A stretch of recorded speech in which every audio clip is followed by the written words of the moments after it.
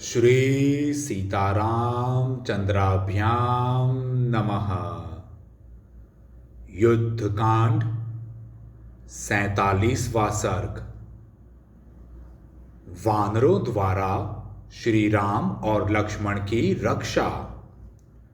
रावण की आज्ञा से राक्षसियों का सीता को पुष्पक विमान द्वारा रणभूमि में ले जाकर श्री राम और लक्ष्मण का दर्शन कराना और सीता का दुखी होकर रोना।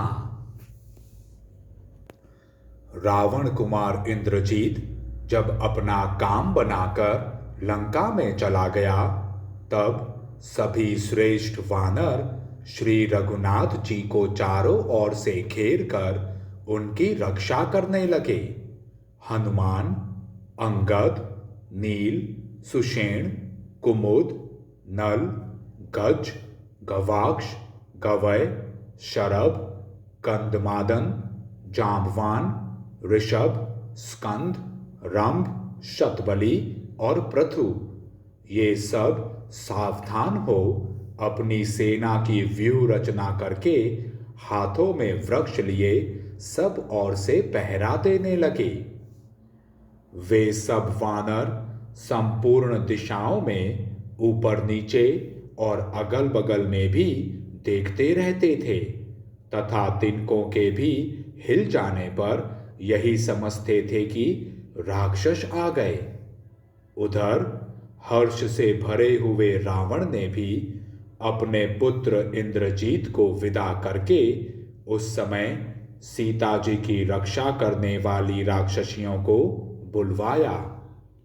आज्ञा पाते ही त्रिजटा तथा अन्य राक्षसियां उसके पास आईं। तब हर्ष में भरे हुए राक्षस राज ने उन राक्षसियों से कहा, तुम लोग विदेह कुमारी सीता से जाकर कहो कि इंद्रजीत ने राम और लक्ष्मण को मार डाला। फिर पुष्पक विमान पर सीता को चढ़ाकर रणभूमि में ले जाओ और उन मारे गए दोनों बंधुओं को उसे दिखा दो, जिसके आश्रय से गर्व में भरकर यह मेरे पास नहीं आती थी। वह इसका पति अपने भाई के साथ युद्ध के मुहाने पर मारा गया। अब मिथिलेश कुमारी सीता को उसकी अपेक्षा नहीं रहेगी। वह समस्त आभूषणों से विभूषित हो भय और शंका को त्याग कर मेरी सेवा में उपस्थित होगी। आज रणभूमि में काल के अधीन हुए राम और लक्ष्मण को देखकर वह उनकी ओर से अपना मन हटा लेगी तथा अपने लिए दूसरा कोई आश्रय न देखकर उधर से निराश हो विशाल लोचना सीता स्वयं ही मेरे पास चली आएंगी। दुरात्मा रावण की वह बात सुनकर वे सब राक्षसियां बहुत अच्छा कह उस स्थान पर गईं जहां पुष्पक विमान था। रावण की आज्ञा से उस पुष्पक विमान को वे राक्षसियां अशोक वाटिका में बैठी हुई मिथिलेश कुमारी के पास ले आईं। उन राक्षसियों ने पति के शोक से व्याकुल हुई सीता को तत्काल पुष्पक विमान पर चढ़ाया।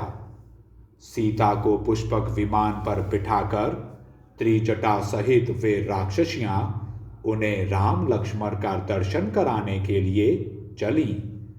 इस प्रकार रावण ने उन्हें ध्वजा पताकाओं से अलंकृत लंकापुरी के ऊपर विचरण करवाया।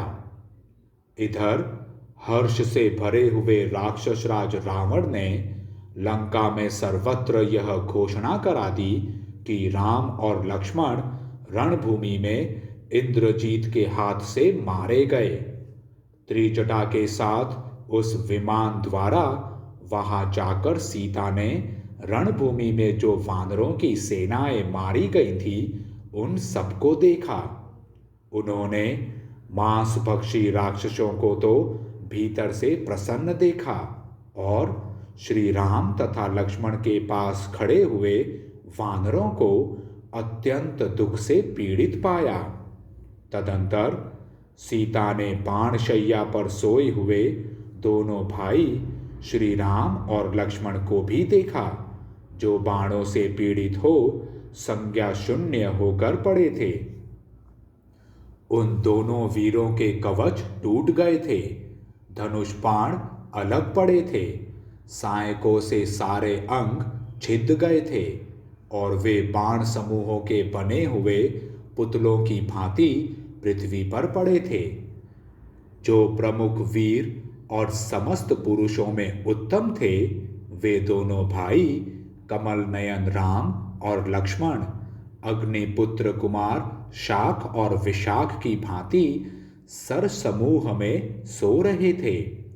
उन दोनों नरश्रेष्ठ वीरों को उस अवस्था में बाण शैया पर पड़ा देख दुख से पीड़ित हुई सीता करुणाजनक स्वर में जोर जोर से विलाप करने लगी। निर्दोष अंगों वाली श्याम लोचना जनक नंदिनी सीता अपने पति श्री राम और देवर लक्ष्मण को धूल में लौटते देख फूट फूट कर रोने लगी। उनके नेत्रों से आंसू बह रहे थे और हृदय शोक के आघात से पीड़ित था। देवताओं के तुल्य प्रभावशाली उन दोनों भाइयों को उस अवस्था में देखकर उनके मरण की आशंका करती हुई वे दुख एवं चिंता में डूब गईं और इस प्रकार बोली।